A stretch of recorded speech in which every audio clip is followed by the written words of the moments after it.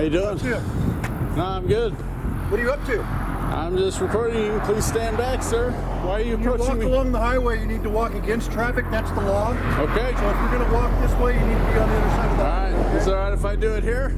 Excuse me? Is it alright if I do it here? Or go back to the... If you're going to walk this way, you should walk on that side of the highway. Cross where you feel it's safe. Okay. I appreciate that. Thank you. You didn't give me the right to be a human being. I'm on with that right. Now you can keep me from having that.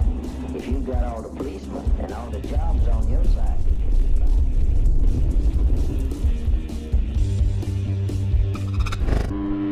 Welcome back and thank you for joining me again. This is another video regarding an officer-involved shooting.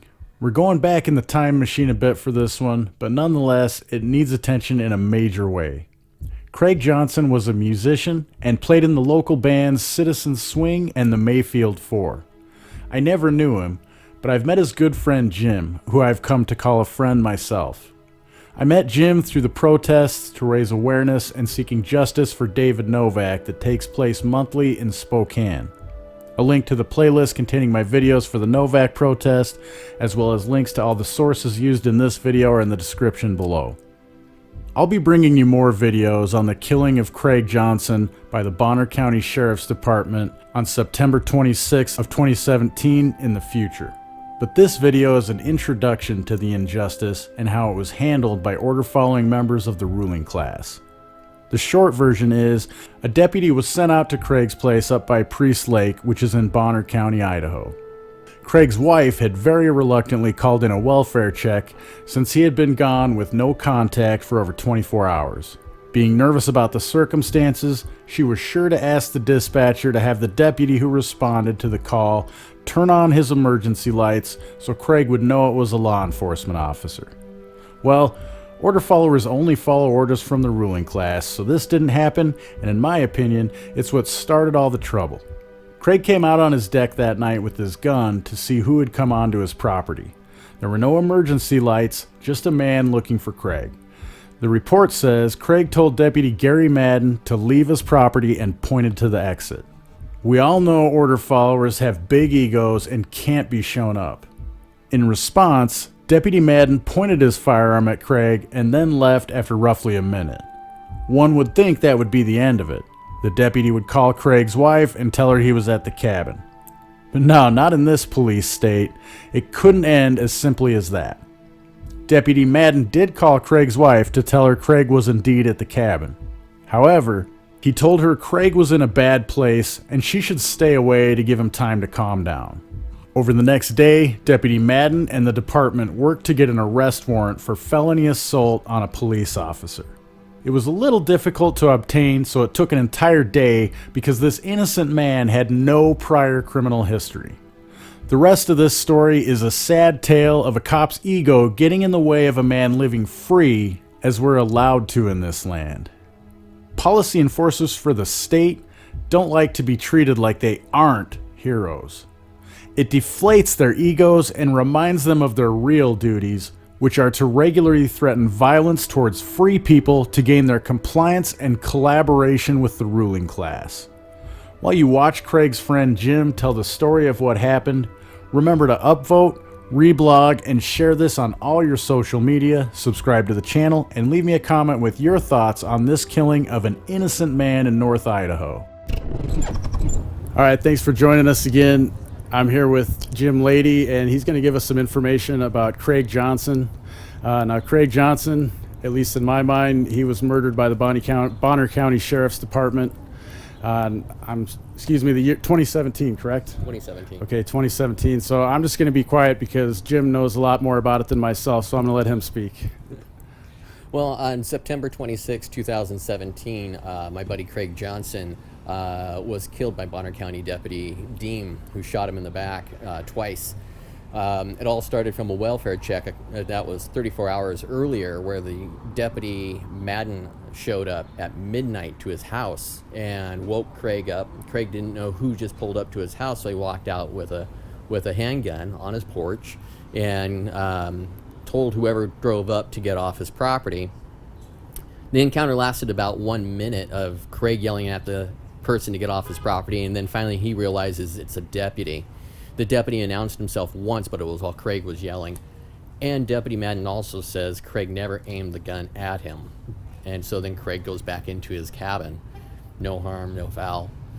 That pissed off Bonner County deputies, and they went and got a $30,000 felony for his arrest for assault on an officer, for coming out on his own porch with a handgun to see who the intruder was. 34 hours later, they came back. They never notified Craig he had a warrant for his arrest. They came back with a SWAT team and a Bearcat armored vehicle, and they had 2 snipers hiding in the woods. And when Craig came walking out of the cabin, after they had called him and told him to come out because he had a warrant, Deputy Swanstrom, one of the snipers in the woods, claimed Craig was holding a handgun by the barrel in his left hand with the handle pointed down. Nobody carries a loaded handgun that way. Claims that's what Craig was doing, and then when Craig saw the deputies, that Craig transferred the gun to his right hand, aimed it, and then the deputy that shot him, Deem, says that Craig started to rush the deputies. And what's interesting about that was for him to be shot in the back, there's no way he could have been facing the deputies. Not only that, but for him to be aiming a gun, that meant that there should be a certain bullet hole pattern, but it doesn't show that way. It shows he never raised his arm. And on top of that, the gun that they claimed he had supposedly was dropped in the dirt, kicked 8 feet away by Deputy Stella, but the gun has 0 dirt on it, no recognizable DNA, no recognizable fingerprints. So when you start looking at the whole thing, it's like somebody's lying here. And we reported it to the prosecutors, and they refused to do anything about it. They say that's not their part of their investigation. They just want to know if the shooting was justified. So nobody's been held accountable for it. That seems to be the story with most of these cases. It's my understanding, too, they're supposed to take body cams with them, the SWAT team is, and none of them even took them with them. Nope. There was only one other person that had his body cam with him, but he was stationed out basically at the end of the driveway. Yeah, that's an interesting one, too. So 9 deputies show up there without body cams, and their policy is that they're supposed to have body cams, and none of them have body cams this time. Except for one, which is Deputy Gagnon. And the interesting thing about Deputy Gagnon, he was out by the driveway.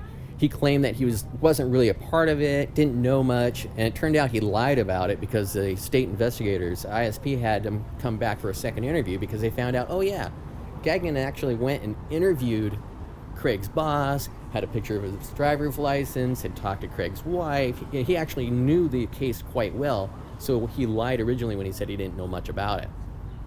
Go back a little bit further, he was also involved in the shooting with Adam Deacon Foster in Blanchard in January of 2017.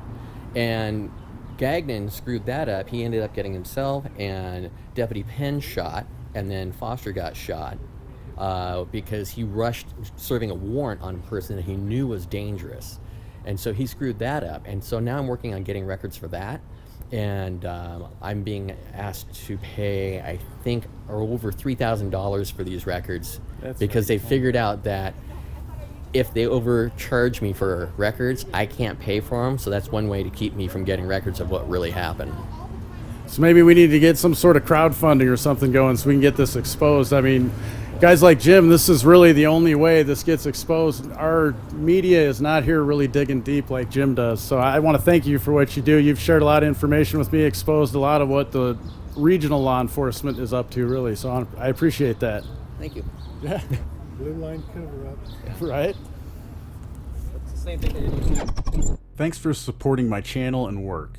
Links to all the platforms you can find Questionable Authority on are in the description below. And there's lots of ways to help me grow and dedicate more time to this channel. Of course, links to PayPal, Dash, Bitcoin, and others are listed. But you don't have to part with your capital to support me. There are ways like downloading the privacy-minded Brave browser using my link below and using it for 30 days, or sign up for a new Hive or Steam account and earn cryptocurrency for yourself for doing what you already do on YouTube, Facebook, and Twitter, and at the same time, I'll earn crypto for your upvotes and comments.